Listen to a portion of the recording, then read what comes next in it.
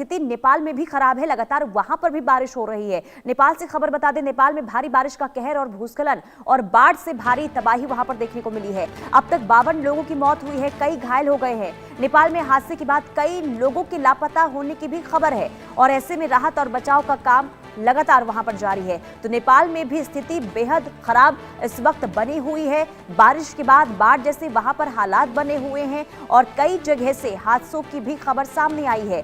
नेपाल में भूस्खलन और बाढ़ से भारी तबाही और इन तबाही में 52 लोगों की जान गई है, जबकि कई लोग घायल हो गए हैं और कई लोगों के लापता होने की भी खबर मिल रही है। जो लोग लापता हैं उन तक पहुंचने के लिए लगातार रेस्क्यू टीम वहां पर जुटी हुई है।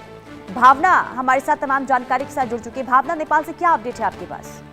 मैं आपको बता दूं, नेपाल से जो शुक्रवार से ही भारी बारिश हो रही है, उसके बाद लैंड स्लाइडिंग हो गई है, जिसके बाद जो है बाढ़ की स्थिति जिस तरीके से वहां बनी हुई है उसमें लगभग 52 लोगों की मौत हो चुकी है, जबकि 9 लोग जो है वो लापता बताए जा रहे हैं। और बताया जा रहा है कि नुकसान जो है वो पूर्वी नेपाल इलाके के कई जिलों में हुआ है, जहां पर लैंडस्लाइडिंग के कारण जो है लगभग 57 लोगों की मौत हो गई है। जिस तरीके से भारी बारिश का कहर नेपाल में देखा जा रहा है, बाढ़ जैसे हालात जो है नेपाल में देखे जा रहे हैं, तो ये कहा जा सकता है कि वहां पर जो रेस्क्यू का काम है उसमें भी काफी मुश्किलें जो है वो वहां पर आ रही है। बचाव कर्मी जो है, जो प्रभावित क्षेत्र है जहां पर बाढ़ जैसी स्थिति है, तो लोगों को रेस्क्यू करने के लिए वहां पर पहुंचने के लिए उनको कहीं ना कहीं पैदल जाना पड़ रहा है। वहीं नेपाल की राजधानी काठमांडू के हालात की बात की जाए तो वहां पर भी हालात जो है वो बेहद ही खतरनाक बने हुए हैं, चूंकि जो नदियों का जलस्तर है वो बढ़ चुका है और बढ़ने के कारण कई घर और बस्तियां जो है वो वहां पर डूब गई है। लगातार सिक्योरिटी फोर्सेस द्वारा हेलीकॉप्टर से जो है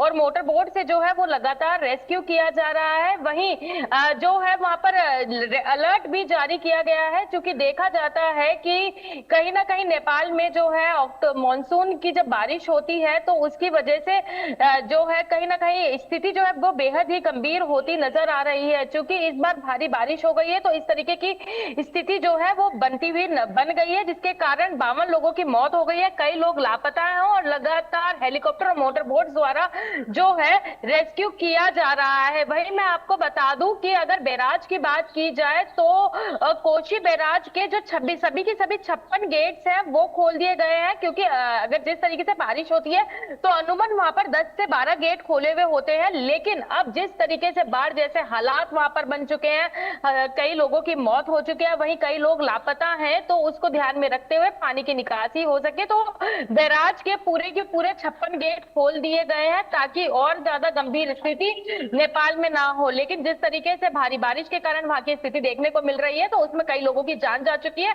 वही रेस्क्यू और बचाव कार्य लगातार जारी है, लेकिन ज्यादा जलभराव होने के कारण, बाढ़ जैसी स्थिति के कारण कहीं ना कहीं रेस्क्यू करना भी बेहद ही मुश्किल होता नजर आ रहा है। भावना, आपने जानकारी दी कि काठमांडू में स्थिति खराब है। काठमांडू के अलावा नेपाल में और कौन सी जगह है जहां पर बाढ़ जैसे हालात हैं और वहां पर स्थिति खराब होती हुई नजर आ रही है?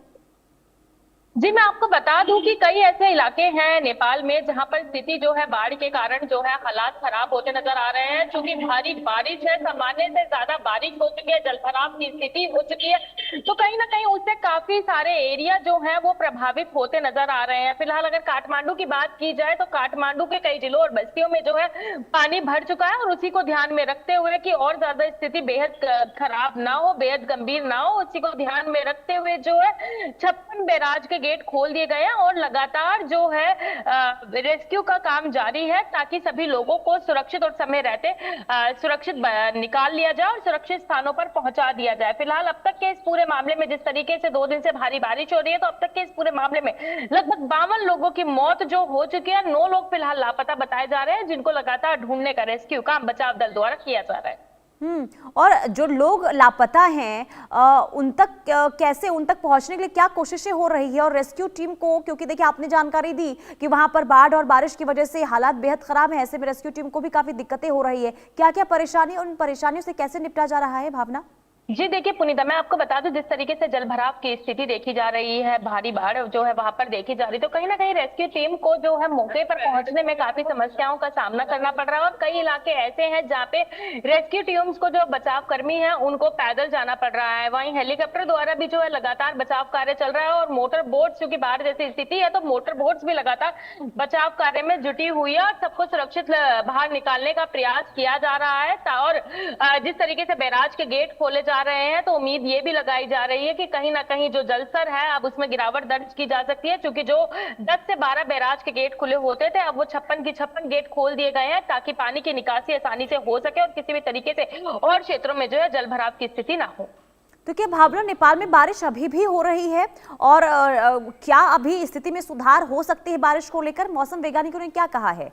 जी देखिए, मैं आपको बता दूं कि चूंकि सितंबर अक्टूबर में जो है मानसून की बारिश वहां पर होती है, लेकिन सामान्य से ज्यादा जो बारिश है वो वहां पर हो चुकी है, जो इस तरीके की स्थिति वहां पर उत्पन्न हो चुकी है। फिलहाल सभी हालातों पर जो है मौसम वैज्ञानिक जो है पूरी तरीके से निगाह टिकाए हुए हैं। वहीं अभी भी आगे भी लगातार अलर्ट जारी कर रखा है, क्योंकि वहां पर बारिश जो है वो लगातार जारी है। जैसे कि मैंने बताया कि सामान्य से अधिक बारिश हो चुकी है और अभी भी बारिश वहां पर लगातार जारी है, तो कहीं ना कहीं मौसम वैज्ञानिक भी इस पूरे मामले पर अपनी नजर टिकाए हुए हैं और लगातार अलर्ट जारी कर रहे हैं, ताकि लोग जो कि सुरक्षित स्थानों पर है और अगर वहां पे भी खतरा बनता हुआ नजर आता है तो वो सुरक्षित स्थानों पर और भी ज्यादा सुरक्षित स्थानों पर जा सके, और जो इस बाढ़ जैसी स्थिति में फंसे हुए हैं वो भी किसी तरीके से खुद को सुरक्षित स्थानों पर पहुंचा चुके हैं। तो हर तरीके से जो है पूरे मामले पर नजर बनी हुई है।